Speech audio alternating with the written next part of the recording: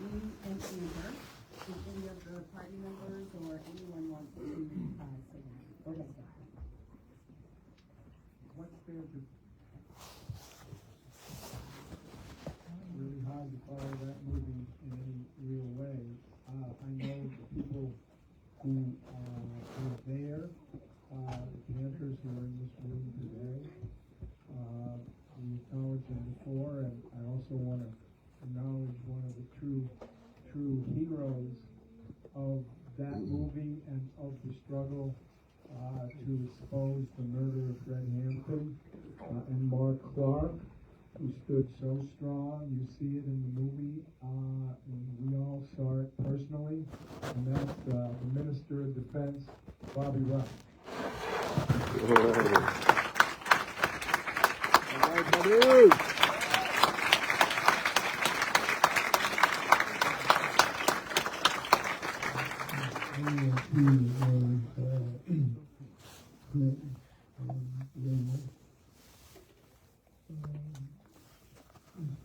Very difficult day and time for you and for many others, especially on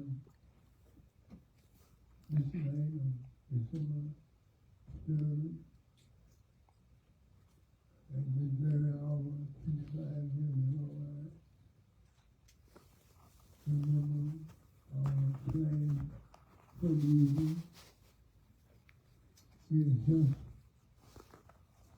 finished a political education class, and we were going to continue our leadership meeting in Friends House.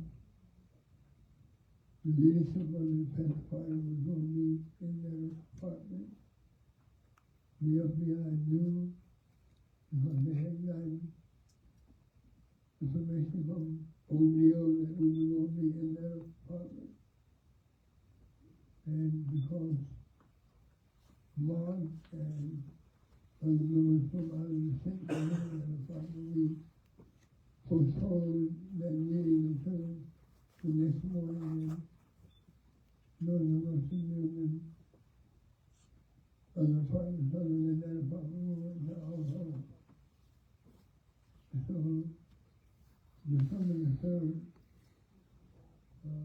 today, some 55 years ago, is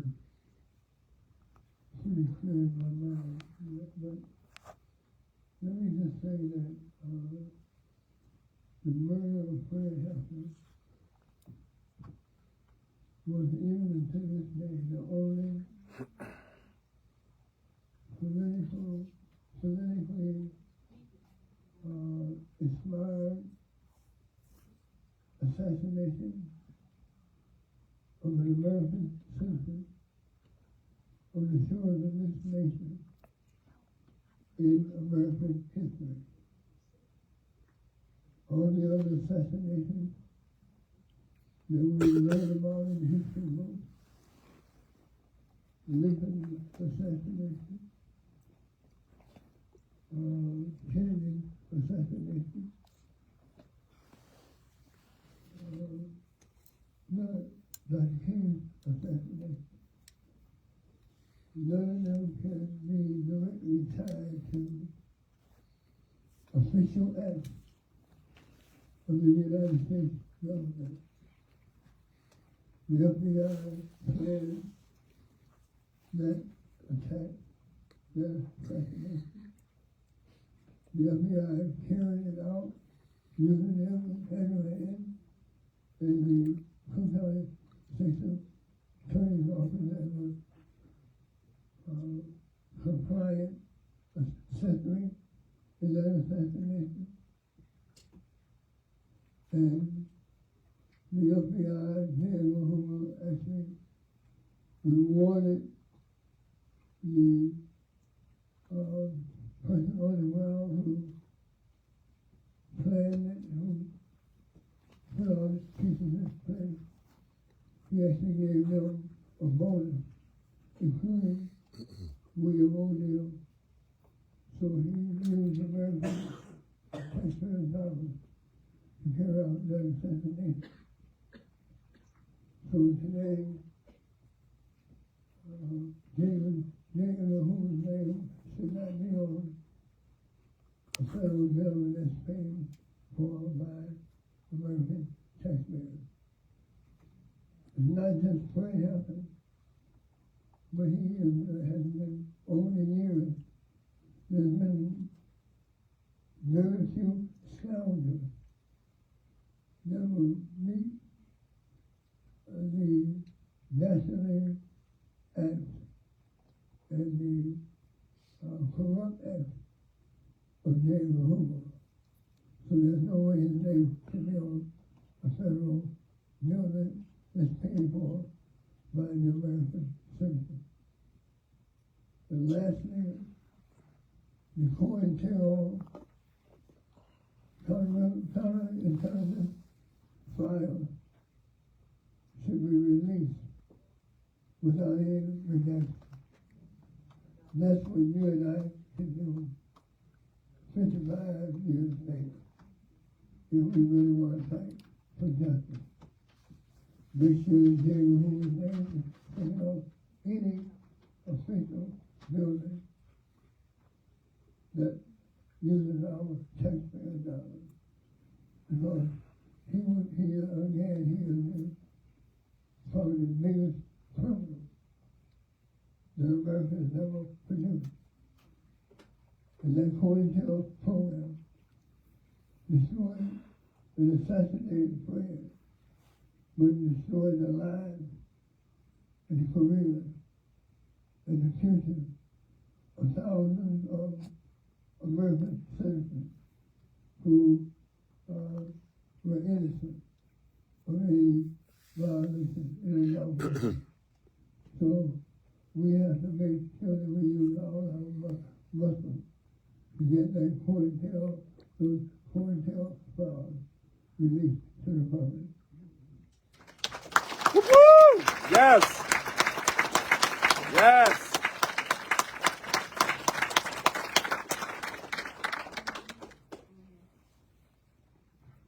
We know that people were acknowledged, that the Panthers were acknowledged, but I'd like you to be acknowledged again after this film.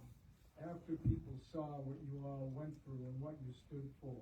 And I know some of the people, I see their faces out there, people that I've known ever since then, and have been steadfast from then till now. So please, after seeing this film, give those folks another great hand as they stand up.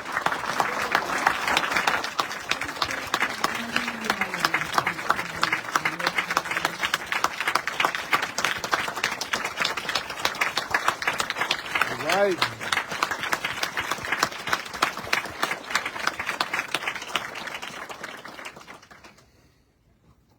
Another important person in that film, another person who was instrumental in standing up against the power and exposing the police and Ed Hanrahan, is Skip Andrew. Skip Andrew from Our People's Law Office, who was a leader to all of us, and he led the investigation right from the minute that Bobby called him and said the champion had been murdered. And he brought all of us there and to the police station. Unfortunately, Skip passed away a few years ago. But another lawyer who stood with me over that phase that I talked about, which is the phase of exposing what Bobby talked about, COINTELPRO, in the federal courts here in Chicago for some 10 years. And that's Jeff Haas. And Jeff Haas is about 1,500 miles away now, where he lives. But he wanted to be sure that he was remembered to all of you, especially to the Panthers. And he asked me if I would read this short statement to all of you.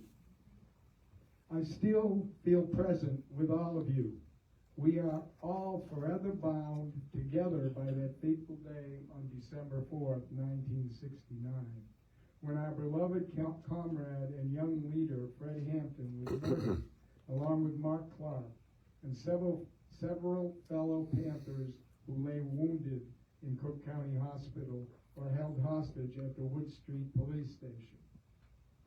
It has been my great privilege to get to know many of you in the struggle that followed, and that you will continue to be an inspiration to me and many that have come later and learned about your groundbreaking accomplishments. I am so pleased that your bravery, your insights, your energy, and steadfast commitment to the people are being memorialized and will continue to be an example and a tribute to you for generations to come. Power to the people. Fred and Mark Presente. Thank you, Jeff.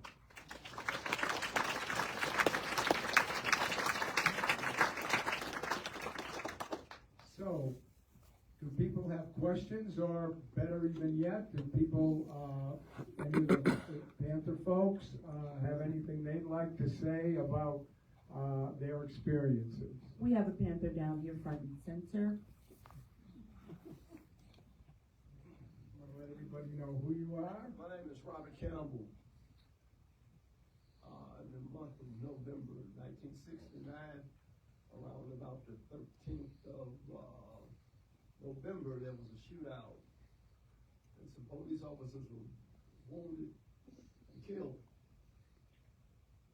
And at the end, about 7 days later, the vice president of this country, can't call his name, he was Richard Nixon, vice president,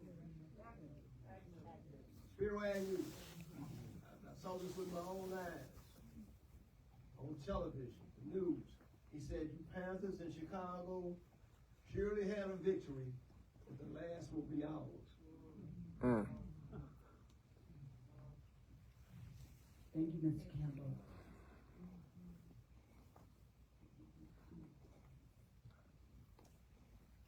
Hi. Please stand. Hi. So I was wondering if you could give an explanation of the proximate cause for Fred Hampton's assassination. I know the Black Panthers were increasingly internationalists, siding with the Vietnamese in the Vietnam War. You have COINTELPRO, the FBI, but then you also have their confrontations with the Chicago local police. So I was wondering if you could explain maybe it might be a hard question, but proximate cause for the reasons for the assassination. Well, we hear a lot of the right wing these days talking about conspiracies, mostly imagined by their politics. I think the one-word explanation to your question is it was a real conspiracy.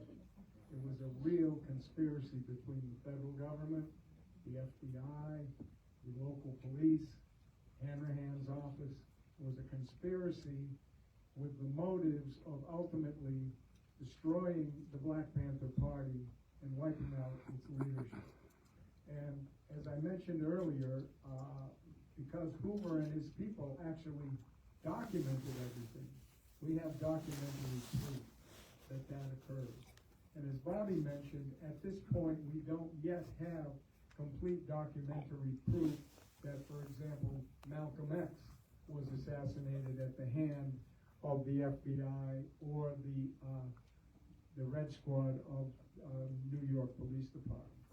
But just this past couple of weeks ago, I had the honor of being one of the lawyers involved in filing a lawsuit on behalf of the Malcolm X family in New York. And that honor came because of the work we all did in the Fred Hampton case and exposing, in fact, that assassination. And in the Malcolm X case, we know, we have the documentation that the FBI had targeted him long before Fred was targeted.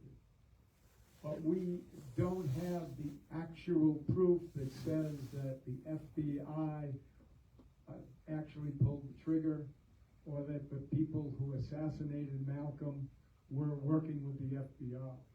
But they suppressed so much evidence over these decades, and with so many files, FBI files, left to be discovered.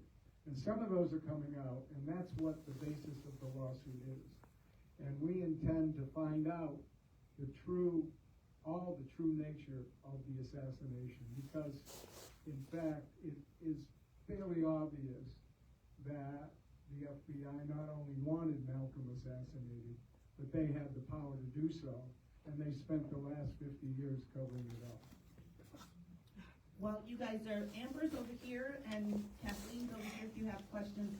I also wanted to say to the audience, I thought this was very key, is that on December the 3rd, when they were at the People's Church, 201 South Ashland, the entire leadership from the state of Illinois were in Chicago. Because of the oppression of the police and the frequency of the attacks, and they were in Chicago to figure a way forward. And that ice cream truck robbery that Chairman was talking about actually haunted him for the rest of his life.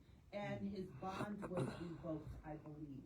And in the FBI files, I don't know if it was Hoover or just the Chicago Field office, when Chairman was saying, "Free Fred," and I ain't even in jail yet, that was literally in the FBI files where they were weighing the options of him being locked up for the $71 worth of ice cream, and there become this movement like it was for Huey, the free Huey, and they did not want that repeated in Chicago for Chairman Fred. And I think that also converged on that date, because he had to turn himself in, I believe, within like 9 days or something, very close. 13 days? On December 13th. I know who I am. My name is Willie Calvin, and I just wanted to also mention Dennis Cunningham did a lot of work. And I got a chance to see him right before he passed with Van down at the Jazz Showcase. And I'm just so happy to see him. I wanted to point out that there's a great book written by former alderwoman Helen Schiller that I think people need to read it, because she documents the history. I know she did. She documents so many things that went on, talking about building coalitions, talking about how to approach people and how to get them to work for the cause that we needed and that they needed. But more importantly, I wanted to remember that you saw a young man sitting on the bed or sitting there talking with his mother. He will be turning, I believe, 55 this year. Fred Hampton Jr. And so we want to recognize the work that he has been doing, the work that he continues to do, and go out and support some of the projects that he's working on, because the things are dear to his heart. The other thing is that we have a young lady. Now you can stand up. We have it now. This lady works very hard at keeping our legacy in the family, so we can see where we're going in the future. And she talks about the plaques, the places that people can't see, but she knows that things that happen at those sites that needs to be remembered, needs to be supported. So when she comes later through fundraising, through activities, and asks for your dollars, don't feel shy. Just remember that she's doing it for a cause. So I thank you.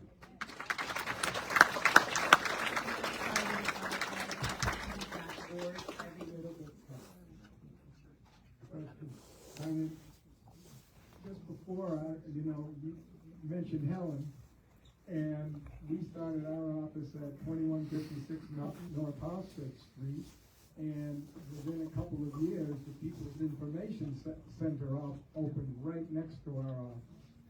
And that is a landmark as well. The People's Information Center with Helen and Slim Coleman and so many others that Helen can mention and does mention in her book. Were instrumental in keeping Fred and the Panthers alive, so to speak, in terms of the work that they did in support. And I still have in my library the 10-year anniversary of the magazine called Keep Strong, which the People's Information Center and Helen and those folks put out. And it's a terrific piece of people talking 10 years later about what Fred and Bobby and what the Panthers meant. Because the Panthers more or less ended in this city, I think, in 1974, if I'm right. Can you stand, Helen, so everybody can see you? And she just opened a new studio, 601 South California.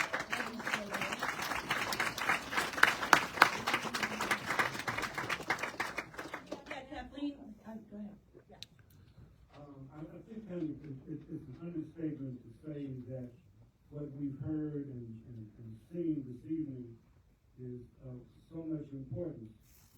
I think it's also important to think of the thing and think about it and ask the question, what's next? You know, we've got so many things going on here in Illinois, here in Chicago. We know it's a national movement, and I think it's particularly important looking at the time that we may be moving into in the next few months. That what we've seen here with Hanrahan back then is something that we may be having to look and deal with in the next few months or years. So I think the story that we're hearing here in Chicago, what has happened, it needs to be told. I'm looking at YouTube, social media, non-traditional media, corporate media, but folks need to know this story. I mean, it needs to get out of this room, out of Chicago, out of Illinois, across the world, across the country, everywhere. Because it's important. It's not just all the things that's happening here now, but it's things we have to deal with coming up. So, you know, I know we worked a long time together. So, you know, I'm with you. Whatever we can do, we'll do it.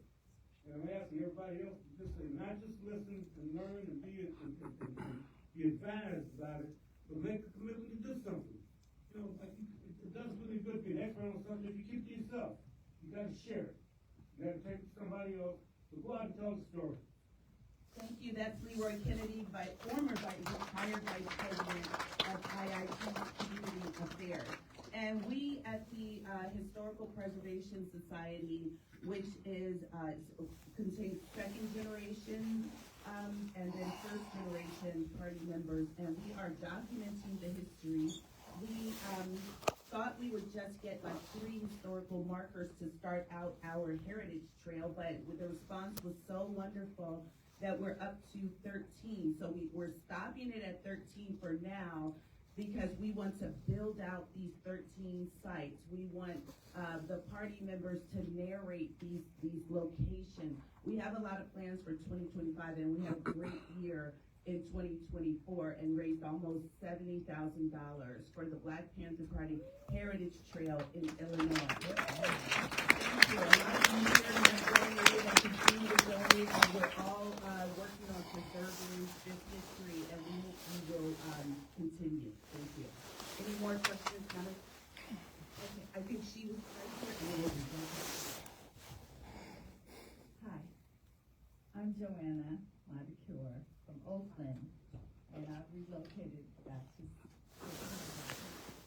And I have Huey's stories, you know, how great he was and the things that he did around in Oakland with the breakfast program and clinics, and how he would come into this nightclub that I worked at and kind of demanded the owner to contribute to these things, and how I got my first $5 tip from one of his entourage boys. He was amazing, and just recently when I went back to Oakland, I brought my friend, who's a Black Panther, a copy of Huey,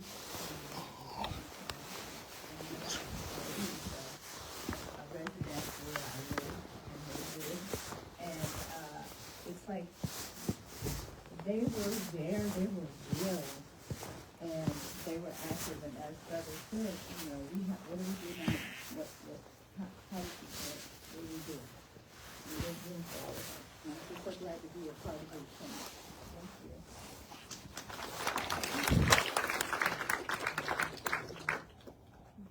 you. I just had a question. I'm Catherine Campbell. I'm Robert Campbell's wife. Did anything happen to any of the policemen that was involved in the raid? That's a good question. One reason I asked that question because I worked with Glove Davis back in the 60s, and he was totally. When I found out who he was, I was really shocked because this was the quietest little man I had ever seen in my life. He talked very little, you know. But I think I saw him beating somebody on 39th Street one time. I bet you did. Do you want, anybody want to say why they called them gloves? I can say that. I'm sure other people go back in that day and say it as well, because he would put on a black glove when he beat on people on the west side. And there's a lot of people that took beatings from Gloves Davis. We had 66 complaints that we got from the police department during the trial in terms of getting discovery of complaints. And you know that was only a fraction of the complaints against him. But of course, they didn't sustain any of those complaints because he was doing what they wanted him to do on the west side. He was terrorizing young people on the west side. Gloves did his talking with his gloves. And ultimately with his .30 carbine, as you saw in the movie. You asked what anything happened to any of them. You know, to her dying day, Iberia Hampton, and she passed away, I would say about 5 or 6 years ago now. The one thing that she would always say, none of them, and she would never use an expletive there, but Fred would have, did a day in jail. And, that federal grand jury was a complete cover-up. They were covering up O'Neill's involvement at that time. It was secret that O'Neill was really behind that raid, and the FBI was. And then it went on. Of course, they tried to prosecute the Panthers, but that got thrown out because the evidence that they dummied up about Brenda Harris having fired that shot turned out that the shells that they claimed matched her weapon, in fact, matched one of the cops' weapons. So they had to throw that case out against the 7 survivors, including Doc Satchel and Brenda that you saw in the movie. And ultimately, there was such an outrage in the community because of the fact these cops were walking free that a special prosecutor was appointed. But that special prosecutor could only procure indictments against the cops for obstruction of justice and not for murder or attempted murder. And they went on trial in 1972. At that point, Hanrahan was running for re-election. And the fix was totally in. It was sent to a judge who was a close friend and associate of the mayor, Richard J. Daley, a judge by the name of Romiti. The special prosecutor put on a case of cover-up for about 2 or 3 months. And about 3 weeks before the election, right on cue, at the end of the prosecutor's case, the judge gave an acquittal without Hanrahan even having to put on a defense. So they thought that made Hanrahan scot-free to say, I've been acquitted, the Panthers were full of it, and vote for me in this election. But the community thought otherwise. And the community organized and against Hanrahan. And in fact, 3 weeks later came out, crossed over, voted for a moderate Republican, and there were moderate Republicans in those days, Bernard Carey, and he won. And he voted, the people voted Hanrahan out of office. So they brought back the verdict. It was a historic election. Yes, it was. And I think that election and that movement, Bobby ran for alderman at that point, and in the next couple of years, Helen ran at some time, and Cha-Cha ran around, Cha-Cha Jimenez, Young Lords ran. And that movement built and built until '83 when Harold was elected and Bobby was elected. Right. I don't remember quite what year you were elected, Helen, maybe a little later than that, '87. But that movement, and that movement, some people say also had an impact on Obama being elected so many years later. Selected, that Fred's assassination created a foundation for, because the black community broke the bond and the shackles that it had with the Democratic Party, elected Bernard Carey, and then elected Harold Washington as first black mayor, elected the same movement, elected Carol Bond as the first black U.S. Senator. The same movement created conditions for Obama, who was in California, coming to Chicago because he wanted to get involved in the movement here in Chicago. And so he got involved politically here in Chicago, and he became a senator, and then ultimately the president of the United States. So,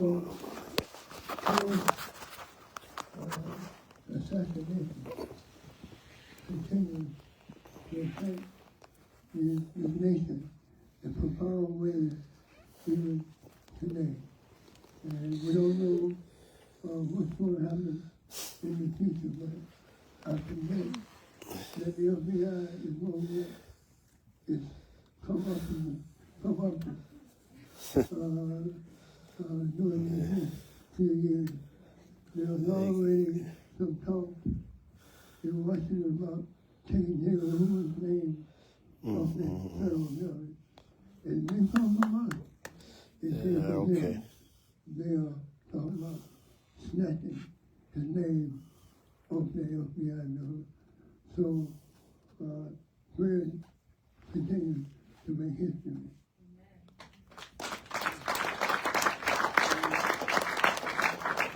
And there's only one politician who ever beat Barack Obama, and he's sitting right here. Yeah, redistricting.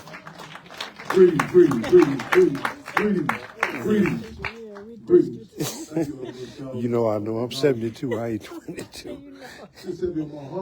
I was with everybody.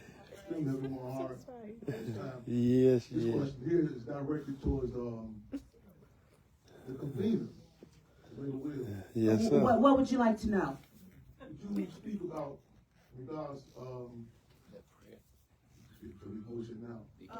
The slanderous statements against the Black Panther Party, and due time permits, the slanderous statements directed towards the Hampton family, Chairman Fred Hampton. I don't know what you're talking about. And we know that. Well, you know. I know a few other things to talk about though. Come on. How can I help you? We at the close of our evening, so Okay. I don't know what you're talking about, but I do have some things to talk about. Okay. I think I'll go on the news tomorrow and talk about it. Okay.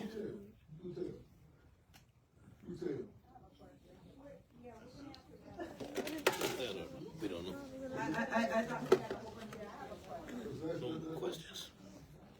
Oh, well, we do, you know, that was the primary question I wanted to put, what you say you were talking about, though. Well, we inviting the people to Ground Zero tomorrow, 2037 West Monroe, with Chairman Fred, because the Lamar Clock was assassinated there. Legacy still being under attack, but that's what I'm put forward. His legacy's not under attack here. Go right ahead with the next question. My We're question ending is the evening. for Attorney Flint.